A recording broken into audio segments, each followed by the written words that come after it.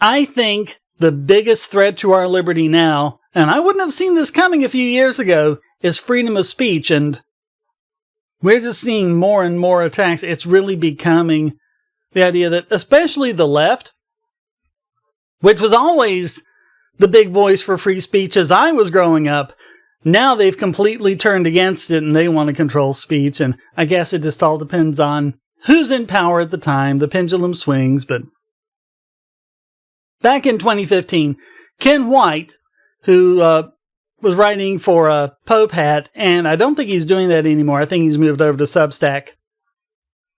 But he wrote this great article on tropes used by enemies of freedom of speech to try and say, oh, no, you don't actually have free speech. Well, not in this situation. Not in the situation where we want you to have it. No. So I'm going to go through this article, which contains some of those. So this might be a good one, I hope, to bookmark and keep coming back to. Maybe I'll make some of them into quickies, but just let me know what you think. But some of these are really great things to keep in mind when you're talking to these yahoos, and they try and tell you, oh, no, we don't have free speech because of this. And this is pretty much America-centric.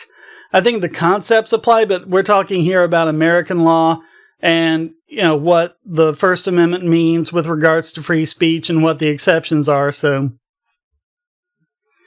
yeah, he mentions, and this is back in 2015, so this is 6 years ago. This has been going on a while.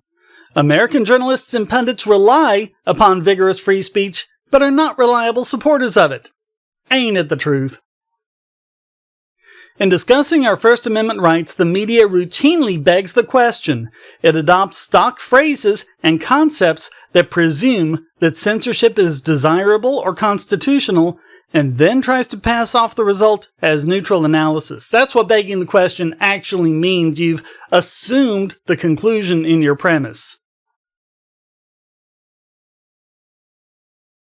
It doesn't mean that it calls something into question. That might say raises the question. We say begs the question for that, but technically begging the question is when you include the conclusion in your premise. So it says, fortunately, this ain't rocket science.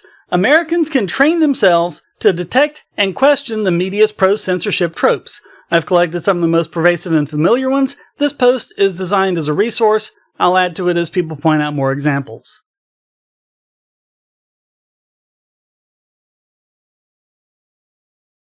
Alright, so Trope 1. Hate speech.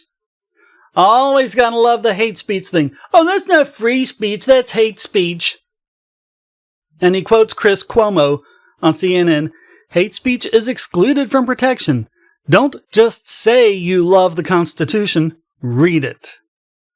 Well, back at you, Cuomo. Because there's no exception for hate speech in the First Amendment, so hate speech is an argumentative, rhetorical category, not a legal one. There's no widely accepted legal definition in American law. Not just American law. I did a story a while back, I think it was on the podcast, about the Metropolitan Police in London. And I think they had tried arresting someone on hate speech, and he asked them to define hate speech, and they couldn't. Because it doesn't have a definition. It's just in the eye of the beholder. It's completely subjective. So, more importantly, as Professor Eugene Volokh explains conclusively, there is no hate speech exception to the First Amendment. And these parts in purple are links, by the way, so yeah, you can follow these links to the sources he's using. This is not a close or ambiguous question of law. Nope. There's no exception to hate speech. Hate is an emotion, and you're entitled to your emotions, and you're entitled to speech. Pretty simple logic there.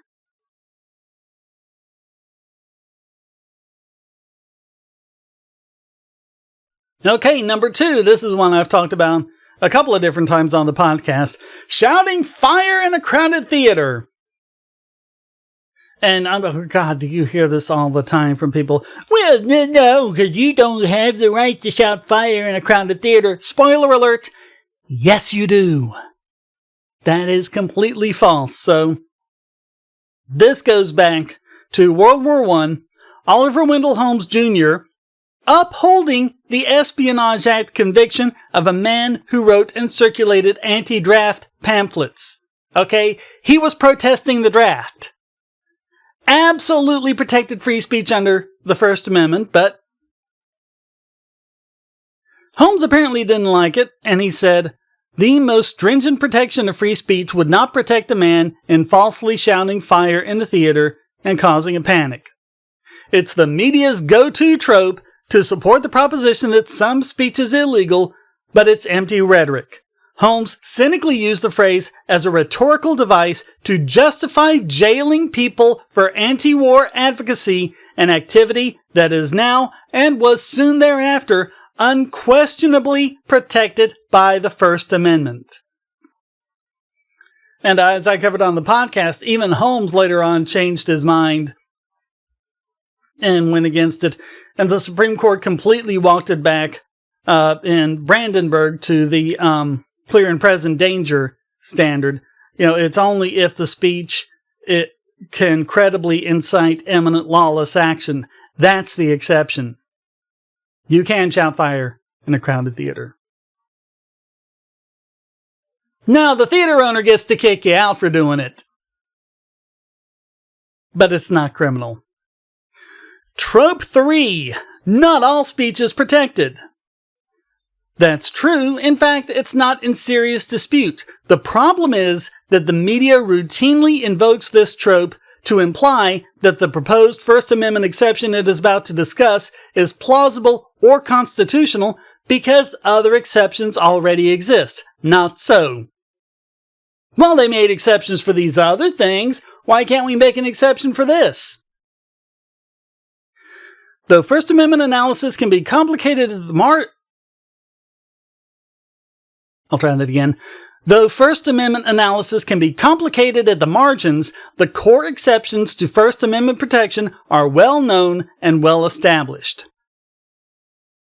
And he's quoting the Supreme Court here. From 1791 to the present, however, the First Amendment has permitted restrictions upon the content of speech in a few limited areas and has never included a freedom to disregard these traditional limitations.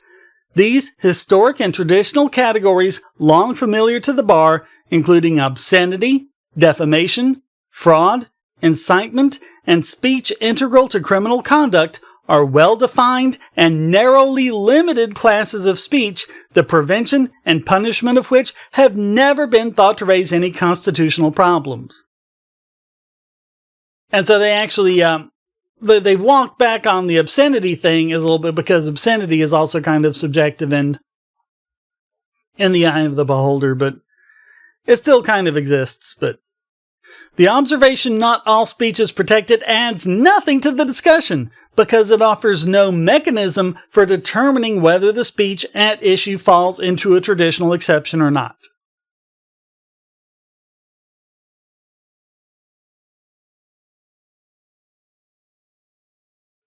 Alright, trope 4, the line. Gotta love the line. No, there's a line between free speech and whatever we're talking about at the time.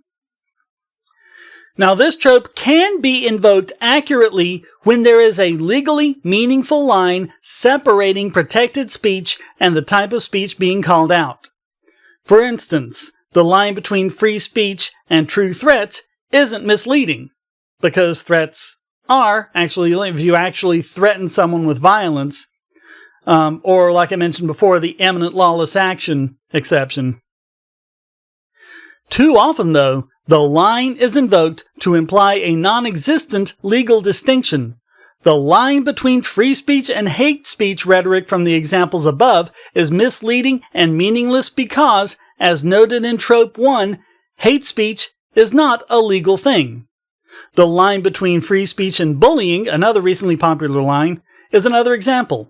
It implies, falsely, that there is a legally meaningful category of speech called bullying that lies outside of First Amendment protections. In fact, there isn't. Maybe you think there should be, but right now there isn't. And I mean, if you are thinking that there should be an exception to that, you should consider it in the context of what the other exceptions have been. So, I mean, if it's bullying that's going to cause direct harm, that's a credible threat of causing direct and imminent harm, then yeah, you could probably say there should be an exception there. Okay, trope 5, the balance. Balancing free speech and whatever you're talking about. He quotes the Washington Post, how to balance free speech with protection from discrimination and harassment. Like there's a scale somewhere. Sorry, there isn't. No scale, no balance. We have free speech, and that's it. So balancing, when used as a colloquial description of how courts decide whether speech is protected, is almost always wrong. American courts don't weigh the value of free speech against the harm that it does. When speech falls into an established exception to the First Amendment, as discussed above, no balancing is necessary. It can be restricted. When it doesn't, the balancing of its value against other interests is almost always prohibited. Supreme Court again. The First Amendment's guarantee of free speech does not extend only to categories of speech that survive an ad hoc balancing of relative social costs and benefits. The First Amendment itself reflects a judgment by the American people that the benefits of its restrictions on the government outweigh the costs. Our Constitution forecloses any attempt to revise that judgment simply on the basis that some speech is not worth it. The Constitution is not a document prescribing limits and declaring that those limits may be passed at pleasure. And also, White points out, there's very good reason to doubt that the Supreme Court would ever approve a speech restriction that is content-based, that is premised on dislike of the speech, no matter how strong the government's interests. The court has repeatedly rejected calls to do just that, and a focus on the content of disfavored speech when it's not within an established exception is almost certainly fatal to the proposed restriction. Okay, trope number 6. This isn't free speech, it's this other thing. It's not free speech. Oh, this is Mary Elizabeth Williams from Salon.com. Oh, Saloon, how much material you give us to work with. Yes, of course you know Salon hates free speech too. But she says, it's not free speech, it's bullying and intimidation. It's a horror show. Media commentators often abuse categorical thinking by inventing new categories of speech outside the First Amendment. This isn't free speech, it's hate speech. It isn't free speech, it's discrimination. This trope can be used correctly. This isn't free speech, it's an unprotected death threat. But usually, it's not. Usually it's invoked as shorthand for, I don't want to address First Amendment analysis, so I'm just going to say in conclusory fashion that it doesn't apply at all. Sorry, you don't get to do that. Again, the exceptions are clearly defined and narrowly drawn. So.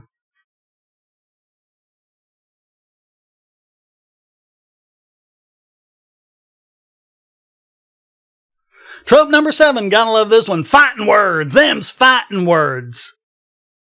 No discussion of controversial speech is complete without some idiot suggesting that it may be fighting words. In 1942, the Supreme Court held that the government could prohibit fighting words, those which by their very utterance inflict injury or tend to incite an immediate breach of the peace. The Supreme Court has been retreating from that pronouncement ever since. If the fighting words doctrine survives, that's in serious doubt. It's limited to face-to-face insults likely to provoke a reasonable person to violent retaliation. So, an example of what may be a valid example of fighting words, and I don't know because this never went to court, but I think this was back in 2002 when Bart Sebrell accosted Buzz Aldrin. And if you don't know who Bart Sebrell is, he's he basically has made his entire career on trying to prove that the moon landings were faked. So yeah, he's a complete crank. And Buzz Aldrin was on his way somewhere. He's actually, as I remember, Sibrel had called him up pretending to say, oh, we want to interview you for a Japanese children's program or something like that. So that's what he thought. He was lured there under false pretenses, basically. And so on his way there, and this is all on video, Sibrel started getting in his face and said, swear that you didn't land on the moon. You didn't really land on the moon. Swear that you landed on the moon. He had a Bible and swear on this Bible that you landed on the moon. And Aldrin was just trying to get by, and he was saying things like, would you leave me alone? And I think at one point, Sibrel was actually poking him with the Bible, and so finally Sibrel said something like, you're a liar, you're a thief, you're a coward, and Aldrin went, pap, right across his face. So, I mean, if you're in someone's way, if you're in their face, if you're invading their personal space, and you're calling them a liar, a thief, and a coward, that might be considered fighting words. And I probably should add a couple of pieces of context to that story. One is that Aldrin wasn't visibly angry. He wasn't like, gnashing his teeth and just starting wailing on the guy. It was more like he was swatting an annoying bug, which I guess is really what he was doing. It was like, bam, get out of my way. Get out of here. And the other is that after Sibrel was hit, he turned to his cameraman with the biggest smile on his face and said, did we get that? So clearly, because he was threatening to sue Aldrin over it, it wouldn't have survived. Clearly he was not hurt. Clearly he suffered no damages. That's what he wanted to happen. It's clear that his whole point of doing that was to try to get Aldrin to hit him. So that is something that might be considered under fighting words. But, I mean, context matters. I think it's been up, I don't know if the Supreme Court has talked about this, but it's been up to appellate courts several times that, saying the N-word should be fighting words, and the appellate courts keep saying, no, it isn't. Just saying the N-word absent any context, in and of itself, it is not per se fighting words. Now, if it's part of getting in someone's face and, yelling at them and insulting them and calling them this and that, that's different. But it has to be a face-to-face confrontation, and the speech has to be about the individual himself. Which is what Sibrel did to Aldrin. It's like, you are a traitor, you are a liar, you are a coward. Oh, by the way, quick life tip. Someone who flew however many it was, 60-some or 80-some missions as a fighter pilot, probably a bad idea to back them into a corner and call them a coward. Just saying. Just saying. Alright, so yes, face-to-face insults likely to provoke a reasonable person to violent retaliation. The Supreme Court has rejected every opportunity to use the doctrine to support restrictions on speech. Which by their very utterance inflict injury language, the Supreme Court dropped in passing, finds no support whatsoever in modern law. The only remaining focus is on whether the speech will provoke immediate face-to-face violence.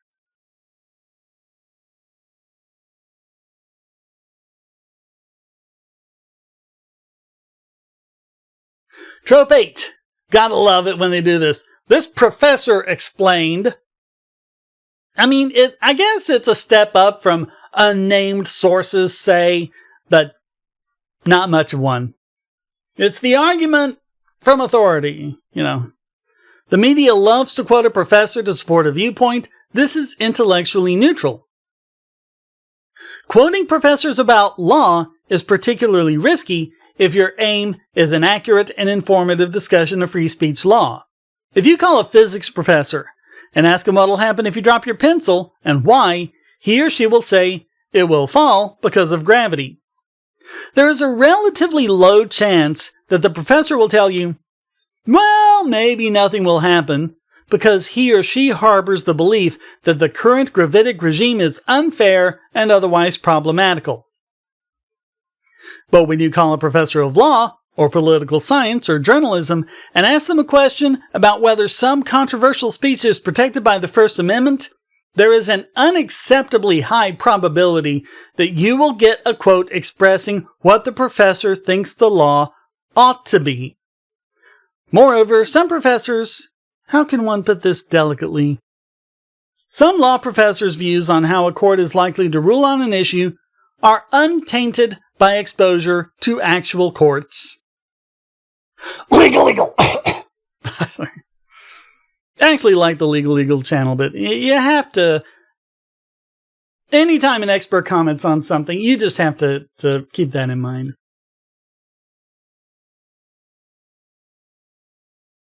Yeah, we'll see the argument from authority is not a fallacy when it's an actual authority. No, that's literally what argument from authority means. You're resorting to an authority instead of a factual basis. So. Trope 9. Well, this speech may be protected for now, but the law is always changing. The media sometimes resorts to finding someone to say, the law can change, and maybe it should. Like I did above, as an example of, how that might play out in future, but the United States Supreme Court has been more consistently protective of free speech than of any other right, especially in the face of media sensibilities about harmful words. Fred Phelps and the Westboro Baptist Church are universally reviled and held up as an example of the worst sort of speech. The court found their speech protected by a margin of 8-1. The court struck down an overbroad law prohibiting crush videos of animals being killed by the same margin. There is no sign of any movement towards the proposition that speech may be restricted because it is hurtful or disfavored, the sort of speech that provokes this banal media observation that law changes. So, that's it. Keep those tropes in mind. Free speech is so important because I think people just don't get it. You might think that such and such saying something bad that hurts your feelings, you might think, hey, well, we should get the law to stop them. But what happens when that law is turned on you? And this is true not just of free speech, but all sorts of other constitutional restrictions that the left has been just bloviating about, mostly over social justice, about how we have to pass these laws to protect black people. And, we saw a lot of this in the Chauvin trial. Well, we should, stack the jurors with people who will get a guilty verdict so we can get these cops like Chauvin. And, we should, go away from these things like innocent until proven guilty and things like that. Here's the problem with that. There have been times in America where there were people that did that, and there were justice systems in various states and counties and cities throughout the country that did it.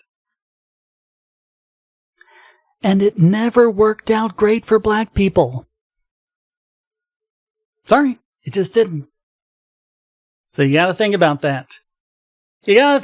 Never hand someone a gun unless you're sure where they're gonna point it.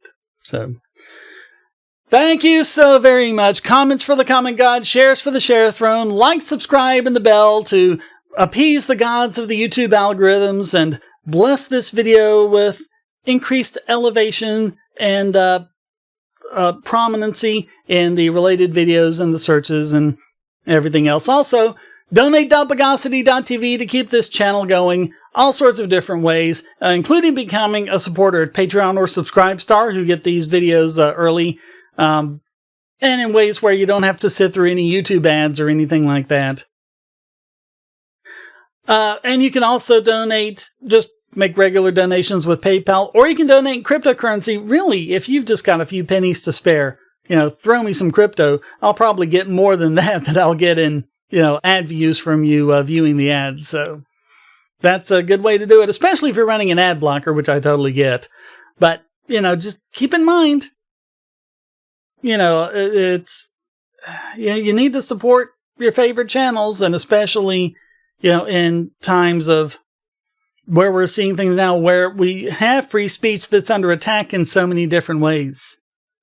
We need to be able to support our favorite channels and each other through all of this. And of course, as always, we need to stay strong and be free.